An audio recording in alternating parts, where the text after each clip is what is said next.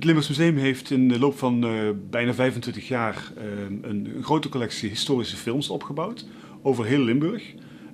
Uit heel Limburg afkomstig. Het zijn films van zowel amateurs als professionele filmers, bedrijven, over onderwerpen die in Limburg ertoe deden. Historische onderwerpen, historische figuren, thema's uit het dagelijks leven.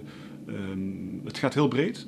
En ze dateren vanaf 1912 ongeveer tot nu. De collectie is ongeveer 1250 titels film. Dus dan hebben we het over celluloid materiaal. 8 mm film, 16 mm, 35 mm. Maar ook video. En de videocollectie betreft ongeveer 2000 banden, 2000 titels. We bewaren de films in een koud depot, zo noemen we dat. Het geklimatiseerde filmdepot. Onder 8 graden en onder de juiste vochtigheid bewaren we dat materiaal. Omdat het dusdanig kwetsbaar is, de drager en de emulsie van het filmmateriaal, dat die omstandigheden nodig zijn om film voor de lange duur permanent te bewaren. Video bewaren we in een museumdepot, onder de omstandigheden die daarvoor geschikt zijn. Nou, dit is een voorbeeld van een 8 mm film. Gewoon een dubbel 8, ouderwets 8 mm formaat, waar in de jaren 30 tot 1960 tot over 60 veel op gefilmd is door amateurs. Daar hebben we veel van in de collectie, net als van Super 8 film of 16 mm film. Dit is goed te bewaren en het is ook goed te digitaliseren. Het kan heel lang liggen. Het ligt ook al in ons koud depot goed opgeslagen en kan zeker nog enkele honderden jaren mee op die manier. Het probleem zit hem bij de videobanden, de analoge videobanden. Dit is een voorbeeld van een professionele videoband, professioneel systeem, dat we nu aan het digitaliseren zijn. In dit geval een video over een beeldend kunstenaar uit Limburg, Piet Killaars, die door Herman Hane gemaakt is.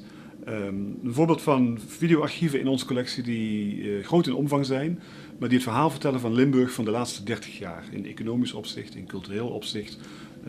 De jonge historie van Limburg eigenlijk. En het is dus heel belangrijk dat dit soort opnames gedigitaliseerd worden en beschikbaar blijven. Als Limburgs Museum verzamelen we op basis van een collectiebeleidsplan. Dat stellen we elke 4 jaar opnieuw op. En daarin geven we aan wat de prioriteiten zijn binnen onze collecties.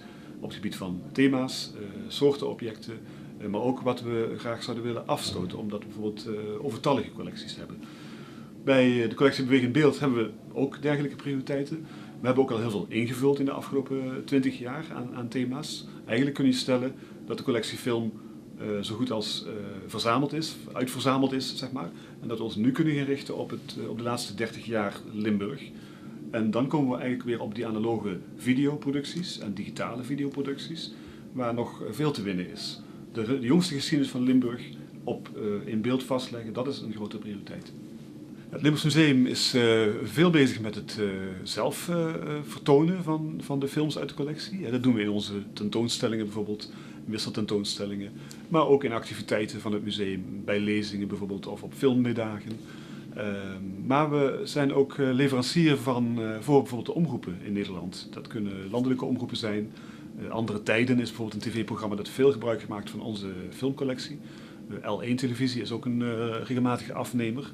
Dus we zijn ook een dienstverlenende instelling naar producenten toe.